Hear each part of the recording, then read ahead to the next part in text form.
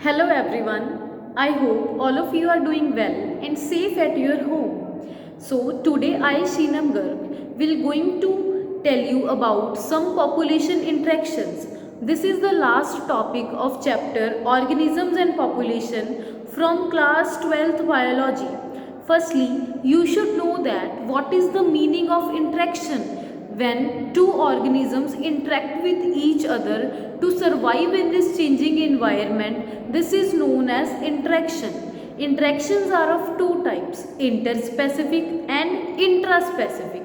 Interspecific interactions are those which occurs between two different species, ठीक है, and intraspecific interactions are those which occurs between two same species. Those are intraspecific interactions, and today in this chapter we have to deal with the intraspecific interactions, where we have to study about the 6 types: mutualism, predation, parasitism, commensalism, amensilism and competition. ठीक है, in these types some are doing harm to the organism, some are getting benefit from the organism, and some are mutually benefited from each other. So let me tell you each and every interaction. So let's start.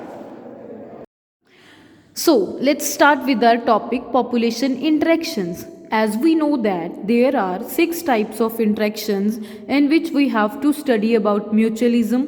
In mutualism दो species में interactions हो रही हैं and दोनों ही एक दूसरे को क्या है, बेनिफिट दे रही हैं. तो स्पीशीज़ ए को भी बेनिफिट होना है, स्पीशीज़ बी को भी बेनिफिट होना है.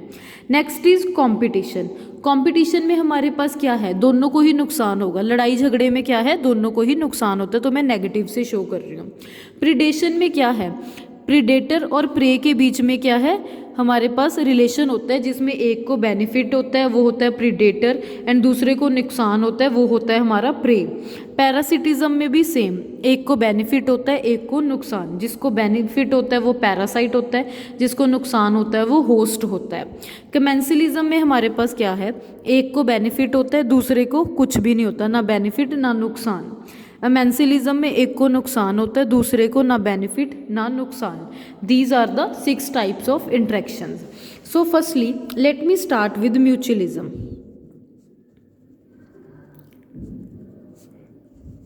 म्यूचुअलिज्म में क्या होता है, both of the species get equally benefit.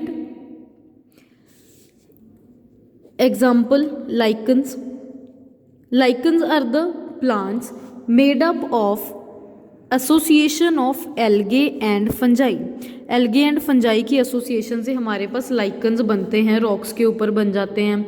Lichens क्या हैं, ऐसे होते हैं जैसे कि कोई शेप नहीं होती इनकी, कैसे भी लाइकन्स हो सकते हैं.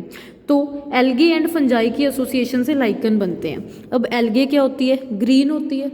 Due to green algae it can perform photosynthesis. If algae will do photosynthesis, it will prepare food.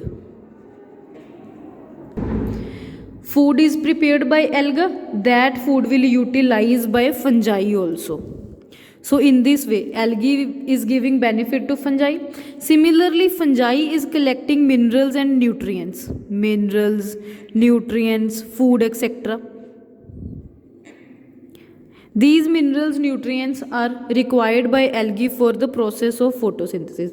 मतलब दोनों एक दूसरे को क्या कर रही हैं, बेनिफिट प्रोवाइड कर रही हैं. तो इस चीज़ को हम म्यूचुअलिज्म बोलते हैं. म्यूचुअलिज्म की एक एग्जांपल होगी.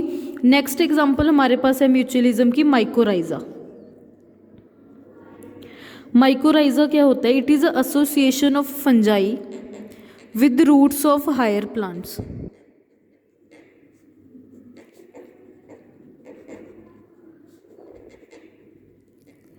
जैसे let me draw a tree. ये ट्री की रूट्स हैं. ये रूट्स क्या कर रही हैं, फंजाई को रहने की जगह दे रही हैं. ये गोल गोल मैं फंजाई ड्रॉ कर रही हूँ. ये रूट्स क्या कर रही हैं, फंजाई को रहने की जगह दे रही हैं। तो रूट्स ने क्या किया, फंजाई को रहने की जगह दी, तो फंजाई को बेनिफिट हो गया, fungi get shelter from roots of higher plant. And roots को कैसे बेनिफिट होगा, ये जो फंजाई है ये सॉइल में से मिनरल्स एंड न्यूट्रिएंट्स सर्च करके लेके आएगी एंड क्या है, रूट्स को दे देगी। तो दोनों को ही क्या है, बेनिफिट हो जाता है। ठीक है, नेक्स्ट हमारे पास क्या है, म्यूचुअलिज्म की नेक्स्ट एग्जांपल हमारे पास आ गई, pollination. Flower and pollinator agent. अगर पॉलिनेटिंग एजेंट इंसेक्ट बर्ड वगैरह होंगे फिर ही फ्लावर क्या है, पॉलिनेशन कर पाएगा, है ना। सिमिलरली अगर फ्लावर के ऊपर इंसेक्ट आएगा, इंसेक्ट क्यों आएगा, नेक्टर सक करने के लिए। अगर फ्लावर होगा तो फ्लावर इंसेक्ट को नेक्टर देगा, अगर इंसेक्ट होगा तो फ्लावर की पॉलिनेशन हो जाएगी। दोनों ही क्या है, एक दूसरे को बेनिफिट प्रोवाइड करते हैं। फोर्थ एग्जांपल हमारे पास क्या आ गई, इसमें हमारे पास क्या था, स्यूडो कॉपुलेशन। ये हमने टर्म 1 में 12th में पढ़ा था, स्यूडो कॉपुलेशन। हमारे पास एक मोथ था, ऑफराइस मोथ, मेल मोथ, उसको लगता था कि वो अपनी फीमेल मोथ के साथ रिप्रोडक्शन करने वाला है, बट एक्चुअली वो क्या करता है, फ्लावर के साथ क्या करता है, रब करने लग जाता है अपने आप को। जिस फ्लावर के साथ वो अपने आप को रब करता है उसको ऐसे लगता है कि ये क्या है, फीमेल मोथ है, क्योंकि उसके फीमेल मोथ की, ऑफराइस फीमेल मोथ की एंड उस फ्लावर की रिजेम्बलेंस बहुत सेम थी। तो वो जो मेल मोथ है वो क्या है, फ्लावर के साथ जब अपने आप को रब करेगा, उस फ्लावर के पोलन ग्रेन्स उसके साथ लग जाएंगे, तो उस फ्लावर की क्या हो जाएगी, पॉलिनेशन हो जाएगी, क्योंकि वो मोथ नेक्स्ट फ्लावर पे जाएगा एंड मोथ का क्या हो जाएगा, उसको लगेगा कि मेरी रिप्रोडक्शन हो चुकी है। तो ये दोनों क्या है, एक दूसरे को बेनिफिट दे रहे हैं, बट ये वाली कॉपुलेशन को स्यूडो कॉपुलेशन बोला जाता है, because it is a not a true process. You can also see the example of mutualism. This is the flower के ऊपर बटरफ्लाई आई नेक्टर सक करने के लिए एंड फ्लावर के पोलन ग्रेन्स बटरफ्लाई के साथ लग गए, तो पॉलिनेशन हो जाएगी, both of them providing benefit to each other. Next topic we are going to start is, next interaction is competition.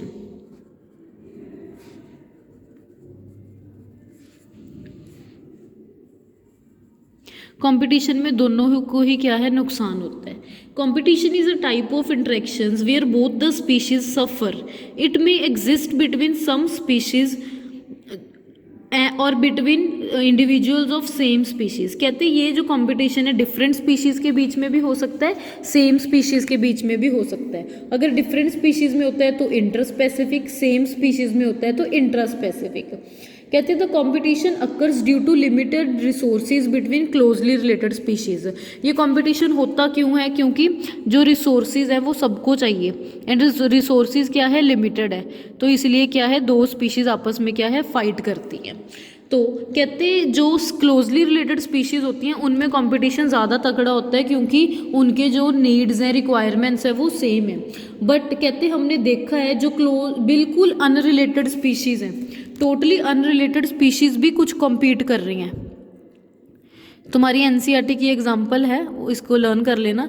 Some unrelated species also compete for each other for the same resources. कहाँ पे, in shallow South American lakes, बहुत deep South American lakes हैं, वहाँ पे visiting flamingos आई हैं जो white white colour की होती है, विजिटिंग फ्लेमिंगोज जो कभी कभी आती हैं वहाँ पे, उनके बीच में एज वेल एज किसके बीच में,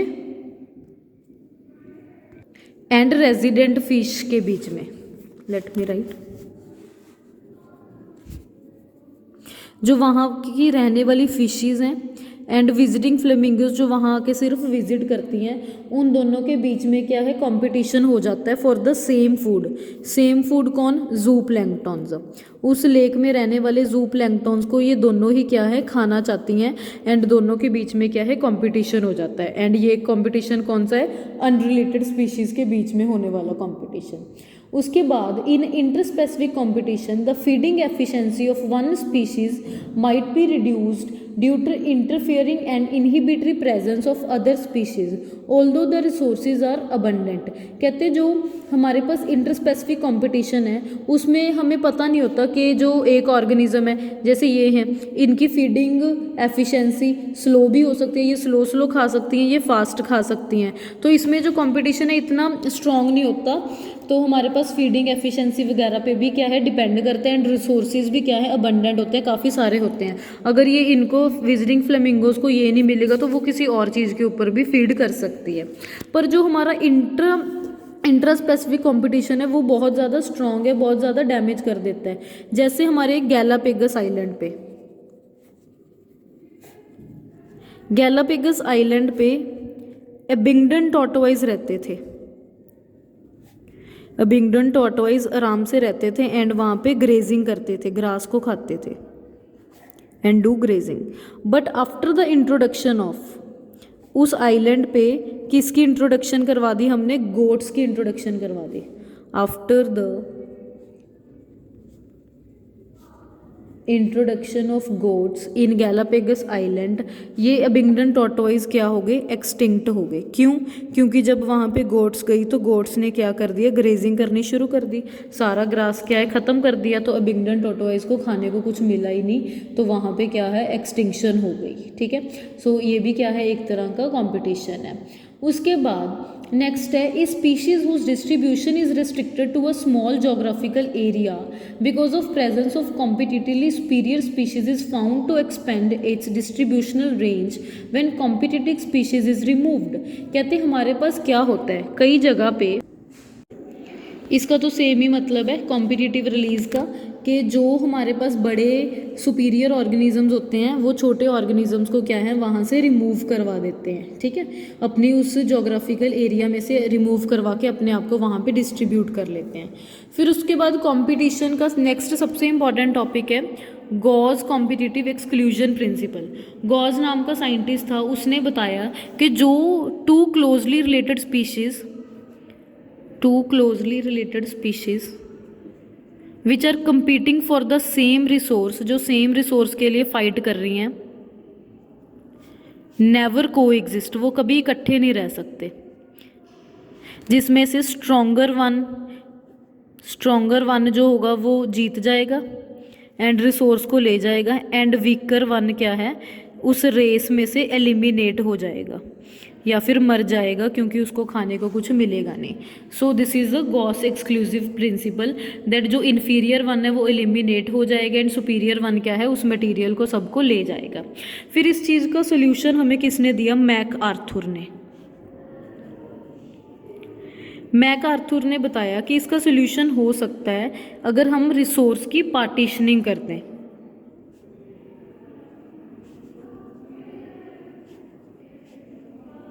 रिसोर्स पार्टीशनिंग का मतलब है that the species which are facing competition might evolve mechanisms that promote coexistence rather than exclusion. कहते हैं स्पीशीज़ को ऐसा कुछ करना चाहिए कि जिसकी वजह से वो को एग्जिस्टेंस कर सके, ना कि एक्सक्लूजन करें, वो इकट्ठे रहें ना कि एलिमिनेट होएं। तो उसने बताया जो क्लोजली रिलेटेड स्पीशीज़ ऑफ वाबल्स थे, वाबलर्स की कुछ क्लोजली रिलेटेड स्पीशीज़ थी, वो सेम ट्री पे रहती थी। Species closely related species of warblers living on the same tree and बिल्कुल सेम स्पीशीज थी बट फिर भी लड़ नहीं रही थी। कैसे उन्होंने अपने कंपटीशन को अवॉइड किया, how they avoid and live coexistently by creating difference in their foraging activity. Foraging activity का मतलब होता है खाने के टाइम का या इन सर्च ऑफ फूड के टाइम को उन्होंने चेंज कर लिया। कई वाबलर्स की स्पीशीज़ सुबह चली जाने लगी खाने के लिए, कई शाम को जाने लग गई, किसी ने किसी और चीज़ के ऊपर फीड करना शुरू कर दिया है ना, किसी और तालाब के पास जाके खाने लगी, किसी ने क्या कर लिया। तो in this way they change the timing of foraging and prevent the competition. This is the concept of competition. Let me show you one picture. This picture depict that दोनों आपस में क्या है, लड़ रहे हैं एंड एक दूसरे को मार रहे हैं। जो स्ट्रोंगर है वो जीत जाएगा, जो वीकर है वो एलिमिनेट हो जाएगा। दोनों को ही ग्रास खानी है क्योंकि it is a common resource for them, but when they will do fight तो दोनों को नुकसान तो होना ही है। So this is the concept of competition. हाँ जी बेटा, नेक्स्ट टॉपिक अपने को आ गया। नेक्स्ट इंटरेक्शन है पैरासिटिज्म। पैरासिटिज्म ਦੇ ਵਿੱਚ it is a interaction between two species in which one species parasite it depends upon the host, other species is host। किस चीज़ के लिए डिपेंड है? For shelter, food etcetera. And parasite is getting benefit and host is getting harmed. अच्छा, parasite ने अपने आप को कैसे कैसे अडेप्ट किया होस्ट के साथ रहने के लिए? पैरासाइट को कुछ कुछ चेंजेस करने पड़ेंगे। जैसे पैरासाइट ने कंप्लीटली अपने आप को होस्ट के ऊपर डिपेंडेंट करवा दिया कि अगर होस्ट मरेगा तो मैं भी मर जाऊंगा, को इवॉल्व। क्योंकि parasite is not doing anything by own. अगर होस्ट के पास फूड है तो उसको मिल जाएगा, अगर होस्ट के पास नहीं है तो वो ख़त्म हो जाएगा। सेकेंड, उसने क्या किया, अपनी जो अननेसेसरी सेंस ऑर्गन्स थी उसको क्या ख़त्म कर दिया। अननेसेसरी सेंस ऑर्गन मतलब जैसे आइज़ हैं, कई पैरासाइट्स क्या हैं, बर्रोज़ में रहते हैं, है ना। बर्रोज़ में बहुत ज़्यादा डार्क होता है, डार्क एरिया में लाइट को देख के मूव करने की तो ज़रूरत पड़ती नहीं है, तो उन्होंने अपने अननेसेसरी सेंस ऑर्गन्स जिनका फंक्शन अब ज़रूरत नहीं है उसको क्या है, उस फंक्शन को ख़त्म कर दिया। पैरासाइट ने होस्ट के साथ रहने के लिए एडिसिव ऑर्गन्स अपनी बॉडी पे बना लिए। एडिसिव ऑर्गन्स क्या होते हैं? हुक्स, सक्कर्स, जो अटैचमेंट में हेल्प करते हैं, ठीक है। एंड उन्होंने अपना क्या किया, और presence of more than one host to facilitate parasitism of its primary host. कई पैरासाइट क्या करते हैं, एक से ज़्यादा होस्ट ढूंढ लेते हैं सो दैट उनको क्या है और भी ज़्यादा बेनिफिट हो जाए। एक हमारे पास क्या है, पैरासाइट है कस्क्यूटा, जिसको हम अमर बेल बोलते हैं, कस्क्यूटा। कस्क्यूटा क्या है, नॉन ग्रीन है, नॉन ग्रीन प्लांट है। इसने क्या किया, अपने लीव्स को एंड क्लोरोफिल को क्या है, ख़त्म करवा लिया। कस्क्यूटा ने लॉस ऑफ क्लोरोफिल कर दिया एंड अपने कलर ग्रीन को भी ख़त्म कर दिया। क्यों? So that to reduce the chances of host bird detecting them, so that जो होस्ट बर्ड होते हैं उनको डिटेक्ट ना कर सके कि हम इसको क्या है, ये ख़राब तो नहीं है होस्ट बर्ड को वगैरह वगैरह, ठीक है। जैसे मैं तुम्हें बताती हूँ इसका कस्क्यूटा का क्या कंसेप्ट था। Cuscuta is a non-green plant which loses its chlorophyll and leaves to derive its nutrition from its host plant which is parasite। उसने क्या किया, उसने कौन सा खुद फूड बनाना है, प्लांट जैसे फोटोसिंथेसिस करते हैं, तो कस्क्यूटा ने क्या किया, होस्ट पे डिपेंड हो गया एंड फोटोसिंथेसिस करनी बंद कर दी, तो अपनी क्लोरोफिल वगैरह सब रिमूव कर दी, सो दैट उसको क्या कोई ज़रूरत तो है नहीं। उसके बाद पैरासाइट्स की टाइप्स हैं, एंडोपैरासाइट, एक्सोपैरासाइट। एंडोपैरासाइट्स वो पैरासाइट्स होते हैं विच live inside the host body. जैसे कई तो ह्यूमन बॉडी के अंदर भी रहते हैं, liver, kidney, lungs etcetera for the food and shelter. Example कौन कौन से रहते हैं ह्यूमन बॉडी में, जैसे टेप वॉर्म, साइंटिफिक नेम होता है Taenia solium, liver fluke,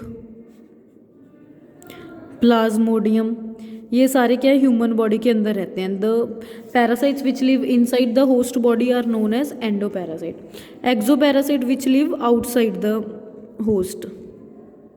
example जैसे लाइस, जुआ, टिक्स, जो चीचड़ जिसको बोलते हैं, ठीक है। Lice on humans, ticks on dogs, Cuscuta on other plants, ठीक है। सो नेक्स्ट हमारे पास एक और टाइप है पैरासिटिज्म की जिसको हम ब्रूड पैरासिटिज्म बोलते हैं। ब्रूड पैरासिटिज्म बड़ा मज़ेदार कंसेप्ट है। इसमें क्या होता है, एक ऑर्गेनिज्म अपने एग्स को दूसरे के नेस्ट में रख के आ रहा है, ठीक है, egg in the nest of other organism. तो जो पहला ऑर्गेनिज्म है वो पैरासाइट है, वो अपने एग्स दूसरे ऑर्गेनिज्म होस्ट के नेस्ट में रख के आ रहा है। तो जो होस्ट है वो उसके एग्स को क्या कर रहा है, नरिशमेंट प्रोवाइड कर रहा है कि वो मैच्योर हो जाए, उसको वो अच्छी परवरिश कर रहा है, ठीक है।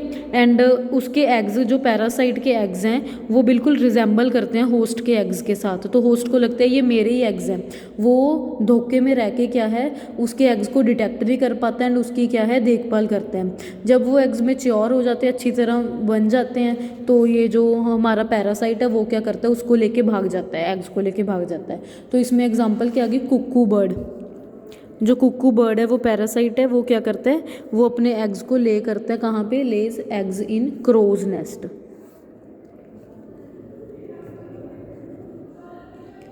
ठीक है, this is the concept of parasitism. Next अपने कोल फोर्थ है प्रीडेशन। प्रीडेशन ਦੇ ਵਿੱਚ क्या है, प्रीडेटर है एक प्रे है। प्रीडेटर क्या कर रहा है, शिकारी है, प्रे उसका शिकार है। प्रीडेटर प्रे को ख़त्म कर रहा है, किल कर रहा है, तो प्रीडेटर को खाने को मिल रहा है, प्रे क्या ख़त्म हो रहे हैं। पर ये रिलेशनशिप ज़रूरी भी बहुत है प्रीडेटर प्रे का। अगर प्रीडेटर प्रे को नहीं खाएगा तो हमारी फूड चेन नहीं चलेगी, प्रे का नंबर क्या है इंक्रीज़ हो जाएगा। बट प्रे अपने आप को प्रीडेटर से बचाने के लिए भी कुछ अडेप्टेशंस करता है। प्रे अपने आप को कैमोफ्लेज करवा लेता है। कैमोफ्लेज का मतलब क्या होता है, प्रे अपने कलर को बिल्कुल ऐसा बना लेता है जैसे बैकग्राउंड का कलर होता है। तो वो बैकग्राउंड के साथ भी जैसे एक वैस्प है, येलो कलर की वैस्प है, वो क्या कर रही है, वो येलो बैकग्राउंड के ऊपर जाके बैठ जाती है, सिट ऑन येलो वॉल। तो जो उसका प्रीडेटर है वो उसको रिकॉग्नाइज नहीं कर पाएगा कि इसके ऊपर कोई बैठा है, तो प्रे क्या है अपने आप को बचा लेता है। इस चीज़ को हम कैमोफ्लेज बोलते हैं। नेक्स्ट एग्जाम्पल है हमारे पास मोनैर्क बटरफ्लाई की। मोनैर्क बटरफ्लाई को ना क्या कहते हैं, एक प्रीडेटर बर्ड खाता था पहले, ठीक है। तो उसने क्या किया, मोनैर्क बटरफ्लाई ने एक पॉइजनस वीड के ऊपर फीड करना शुरू कर दिया। मोनैर्क बटरफ्लाई जब कैटरपिलर की स्टेज में थी तब उसने क्या है एक पॉइजनस वीड के ऊपर फीड करना शुरू कर दिया। तो मोनैर्क बटरफ्लाई के अंदर जब ये पॉइजनस वीड गया तो इस पॉइजनस वीड ने उसकी बॉडी के अंदर एक डिसटेस्टफुल केमिकल बना दिया। तो जब वो अब प्रीडेटर बर्ड इस मोनैर्क बटरफ्लाई को खाता है तो उसको क्या है डिसटेस्टफुल लगती है ये, तो अब उसने खाना बंद ही कर दिया। तो मोनैर्क बटरफ्लाई ने अपने आप को बचाने के लिए क्या कर लिया, अपने आप को डिसटेस्टफुल कर लिया with the help of special chemical by feeding on the poisonous weed. उसके बाद हमारे पास आगे कई प्लांट्स ने अपने ऊपर क्या है स्पाइन्स बना लिए, जैसे कैक्टस एंड अकेशिया ने। क्यों, क्योंकि ना कहते 25% ऑफ इंसेक्ट्स हैं ना जो वो फाइटोफेगस होते हैं। फाइटोफेगस मतलब वो प्लांट के सैप, प्लांट के लिक्विड के ऊपर ही फीड करते हैं। तो अगर प्लांट का सैप सारा इंसेक्ट सक कर लेंगे तो प्लांट के पास तो कुछ बचेगा नहीं। तो प्लांट ने क्या कर लिया, अपने ऊपर कंडे बना लिए, थॉर्न्स एंड स्पाइन्स बना लिए, सो दैट उसके ऊपर कोई इंसेक्ट आए ही ना, जैसे अकेशिया एंड कैक्टस ने किया है। ठीक है, so these are the defence mechanisms performed by the prey. अच्छा, बट प्रीडेटर है ना, जो प्रीडेटर का कंसेप्ट बताती हूँ मैं।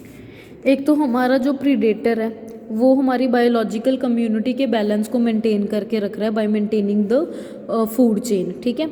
अच्छा, बट जो प्रीडेटर है ना वो ज़्यादा एफिशिएंट नहीं होना चाहिए। एफिशिएंट वो बहुत ज़्यादा स्ट्रॉन्ग, बहुत ज़्यादा फास्ट, बहुत ज़्यादा तकड़ा नहीं होना चाहिए, क्योंकि फिर तो वो अपने सारे प्रे को खा जाएगा।